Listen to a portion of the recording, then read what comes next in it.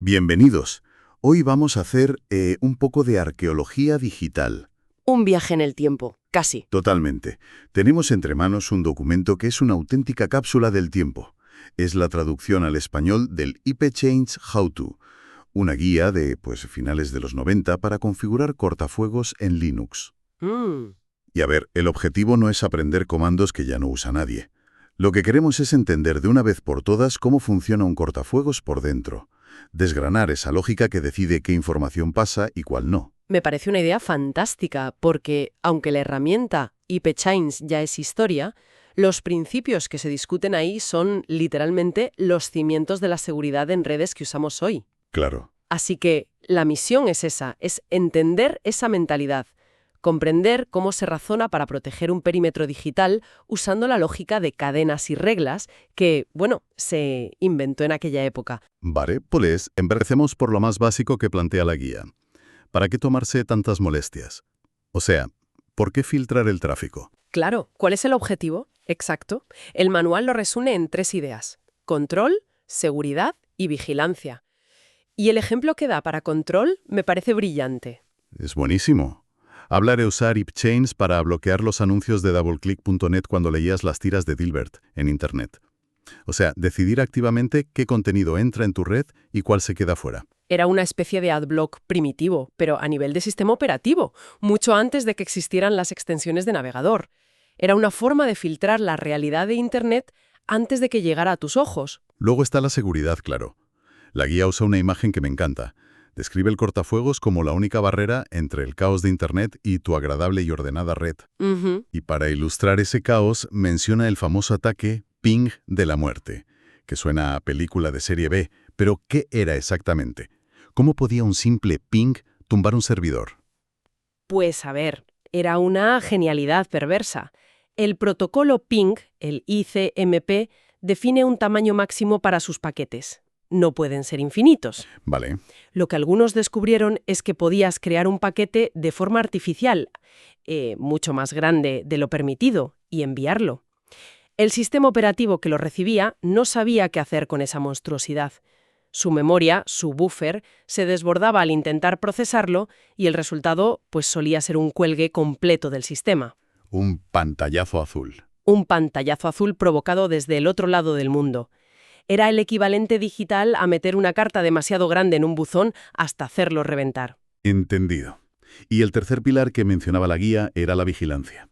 Usar el filtro no solo para bloquear, sino para escuchar. Para detectar anomalías. Eso, para ver si una máquina de tu propia red, quizá mal configurada, o infectada, de repente empieza a enviar paquetes raros hacia el exterior. Y para hacer estas 3 cosas, control, seguridad y vigilancia, el cortafuegos trabaja con los paquetes. Todo, absolutamente todo lo que viaja por Internet lo hace en trocitos de datos llamados paquetes. Cada uno tiene una cabecera, que es como la etiqueta de un sobre, con el origen, el destino, etc., y un cuerpo, que son los datos. Pues el filtro de paquetes es un software que se sienta a mirar esas cabeceras y, según lo que lee, toma una de 3 decisiones. ¿Qué son? Accept, deny y reject. Aceptar, denegar y rechazar. Eso es. Accept es pasa, eres bienvenido. Deny es no pasas, y el paquete se descarta en silencio, como si se hubiera perdido. El origen nunca sabe que ha sido bloqueado. Ah. Y reject también lo bloquea, pero le envía un mensajito de vuelta al origen diciendo: lo siento, aquí no puedes entrar. Un momento, perdona que te interrumpa. ¿Por qué querrías avisar a alguien de que le has bloqueado? ¿No es como dejarle una nota a un ladrón diciendo, mi puerta está cerrada? O sea, ¿no le das demasiada información? Es una pregunta excelente, y es el eterno debate. Reject es más amable con los protocolos. Si un servicio legítimo intenta conectar, recibe una respuesta inmediata y no se queda esperando. Es más limpio. Ya. Pero tienes toda la razón. Desde un punto de vista de seguridad pura, deny es más sigiloso. No confirmas que ahí existe una máquina. Para un atacante, un deny y un cable desconectado son lo mismo. Por eso en cortafuegos que dan a Internet, la política suele ser deny. Vale, tiene sentido. Entonces tenemos los paquetes y las definiciones. Pero, ¿cómo se organiza el proceso?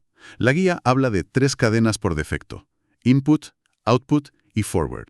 Imagina que son como 3 controles de aduanas distintos, cada uno en un punto estratégico del viaje del paquete. A ver si lo he entendido.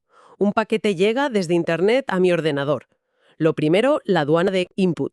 Correcto. Ahí se decide si ese paquete tiene permiso para entrar en mi sistema. Si pasa, el sistema decide qué hacer. Si es para mi navegador, pues se entrega. Pero si mi máquina está haciendo de router para otros ordenadores... Entonces su destino final es otro, y se dirige a otra aduana. Exacto. A la cadena forward, de reenvío. Este control decide si se permite que el paquete atraviese mi máquina para llegar a otro sitio. Ujú. Y por último, cualquier paquete que salga de mi ordenador, ya sea mío o uno que estoy reenviando, tiene que pasar por el control de output, la aduana de salida. Y lo interesante es cómo funcionan esas aduanas. Una cadena no es más que una lista de chequeo, una secuencia de reglas. El sistema coge un paquete y lo compara con la primera regla. La regla dice algo como: si este paquete viene de esta IP y va a este puerto, entonces accept. Y si no coincide, Se ignora esa regla y se pasa a la siguiente. y a la siguiente, y a la siguiente. Pero espera, si tienes una cadena con cientos de reglas, el sistema tiene que comprobar el paquete contra cada una por una. Eso son increíblemente lento. ¿No afectaba el rendimiento? Absolutamente. Era una de las grandes preocupaciones, sí. Por eso el orden de las reglas era crucial.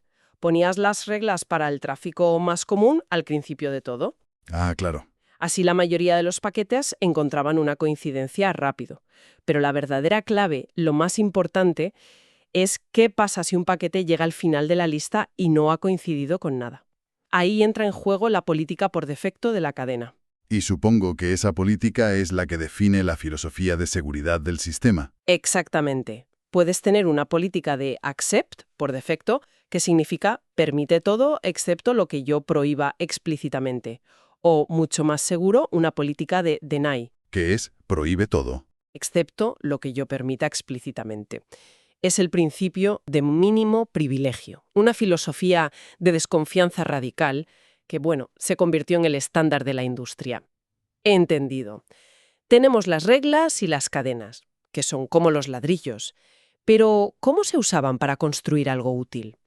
El manual describe dos arquitecturas muy distintas para resolver el gran problema de la época: conectar una red local, con IPs privadas tipo 192, 168, a Internet. La primera se basa en proxies, el intermediario. En este modelo, ningún ordenador de la red local habla directamente con Internet, ni de broma. El único que tiene permiso es el cortafuegos. ¿Vale? En esa máquina se instala un programa, un proxy, como el famoso Squid, y los usuarios tienen que configurar sus programas, el navegador, el correo, para que hablen con el proxy. El proxy pide las cosas a Internet y luego se las sirve al usuario. Son dos conversaciones separadas. Lo que significa que no era nada transparente para el usuario. Había que configurar cada programa a mano. Y era un dolor de cabeza. Recuerdo perfectamente tener que ir puesto por puesto abriendo la configuración del Netscape Navigator de cada uno para meter la IP del proxy. Si te equivocabas en un número, ese usuario no navegaba. Era muy manual, muy frágil. ¡Qué locura! Y por eso la segunda arquitectura que describe el manual fue tan revolucionaria. La llama enmascaramiento o masquerading y la describe como algo casi mágico. ¿Cómo funcionaba este truco? Era una genialidad a nivel de núcleo del sistema operativo. Cuando un ordenador de la red interna enviaba un paquete hacia Internet, el cortafuegos lo interceptaba justo antes de salir. Le cambiaba la cabecera, quitaba la dirección IP de origen, la 192, 168, y ponía la suya propia, la IP pública. Ajá, pero, y aquí está la magia, apuntaba en una tabla interna. Oye, he enviado este paquete en nombre del ordenador X.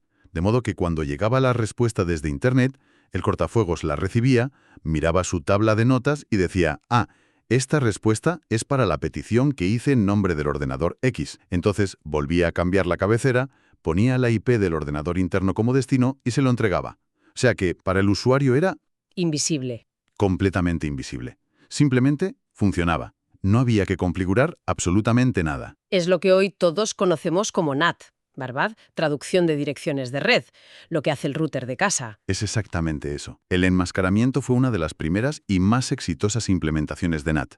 Y la diferencia de filosofía con el proxy es fundamental. El proxy trabaja a nivel de aplicación, entiende de webs. El NAT trabaja a un nivel mucho más bajo, el nivel de red. Le da igual lo que lleve el paquete. Le da igual si es un videojuego, una web o lo que sea. Él solo se dedica a reescribir direcciones. Es más tonto, pero infinitamente más flexible. Ahora bien, el manual también dedica bastante espacio a advertir de que esto de filtrar no es tan fácil, que hay trampas. Y pone un ejemplo que me ha volado la cabeza con el protocolo ICMP. Sí. A ver, yo como novato pensaría, ICMP, pings, mensajes de error. Esto parece ruido. Para estar más seguro, lo bloqueo todo y listo. Parece una victoria fácil. ¿Dónde está la trampa? La trampa es que has roto Internet sin darte cuenta. ¿Cómo? Dentro de ICMP hay un tipo de mensaje llamado Destination Unreachable Fragmentation Needed, que es absolutamente vital para que la red funcione bien. Es un mecanismo que permite a los ordenadores descubrir cuál es el tamaño máximo de paquete que pueden enviar un destino. Ah, vale. Si bloqueas ese mensaje, los ordenadores nunca aprenden ese tamaño máximo. Envían paquetes demasiado grandes, estos se pierden y el resultado, como decía el manual, es que la red va lentísima o directamente no funciona nada. Vamos, que si no sabes cómo funciona algo, mejor no lo toques porque seguro que lo rompes. Esa es la primera regla de un administrador de sistemas. Y el manual da otro ejemplo perfecto con las pesadillas del FTP. El protocolo FTP es antiguo y tiene un diseño, digamos, curioso. Curioso, sí. En su modo tradicional, el modo activo, cuando tú desde tu ordenador pides un fichero a un servidor, el servidor intenta abrir una conexión de vuelta hacia tu máquina para enviarte los datos. Espera, el servidor inicia una conexión hacia mí. Eso es lo contrario de cómo funciona todo lo demás. Efectivamente. Y claro, un cortafuegos con una política de denegar todo lo que venga de fuera y que yo no haya pedido, ve esa conexión entrante y la bloquea en seco. Y adiós transferencia. Adiós, la conexión FTP se establece, pero los ficheros nunca llegan. Esto ilustra que para configurar bien un cortafuegos no basta con saber de seguridad. Tienes que entender en profundidad el comportamiento de los protocolos. Tiene todo el sentido del mundo. Es una lección de humildad técnica. Y es interesante ver cómo, para dar contexto, el manual menciona otros ataques de la época que se mitigaban con estas técnicas. Ya hemos hablado del ping de la muerte, pero también nombra teardrop o bonk. Suenan también a película. Totalmente. Eran ataques muy ingeniosos que jugaban con la fragmentación de los paquetes para confundir al sistema operativo y provocar cuelgues. Es un pequeño viaje a la arqueología de la ciberseguridad que nos recuerda por qué se inventaron todas estas defensas. Así que, si lo reducimos a la esencia, lo que este manual de los 90 nos enseña no es un comando obsoleto, sino una mentalidad. Eso es. Nos enseña que la seguridad empieza por una desconfianza radical, deniégalo todo por defecto, y que conectar redes es en el fondo un acto de traducción constante, ya sea con un proxy o con el truco de magia del enmascaramiento. Has dado en el clavo. Y que los detalles importan, que un filtro mal configurado, por muy buenas intenciones que tengas, puede romper la red de las formas más sutiles y frustrantes que puedas imaginar. Y pensando en todo esto, en estas reglas tan estáticas, me surge una duda. Una regla dice, si un paquete viene del puerto 80, déjalo pasar. Pero esa regla es tonta. No distingue si ese paquete es una respuesta legítima a algo que yo he pedido o si es un ataque nuevo desde fuera. No tiene contexto. Esa es, precisamente, la gran limitación de todo lo que hemos hablado. Y es la reflexión final perfecta, porque el propio manual, de forma casi profética, lo apunta en su sección de perfeccionamientos futuros. Ah, sí. Sí reconoce que estas reglas no tienen memoria y lanza la pregunta, ¿y si un cortafuegos pudiera tenerla? Si pudiera recordar que se ha iniciado una conexión desde dentro y por tanto permitir automáticamente los paquetes de respuesta que pertenecen a esa conversación, pero bloquear los que no. ¿Un cortafuegos que entienda el estado de las conversaciones? Exacto. Un cortafuegos con estado, un stateful firewall. Esa idea, la de añadir memoria y contexto al filtrado de paquetes, fue la siguiente gran revolución en seguridad de redes. Es la base de la inmensa mayoría de los sistemas que protegen nuestras redes hoy en día. Y este manual, nos sitúa justo en el momento anterior a ese gran salto, mostrándonos los cimientos sobre los que se construyó todo lo demás.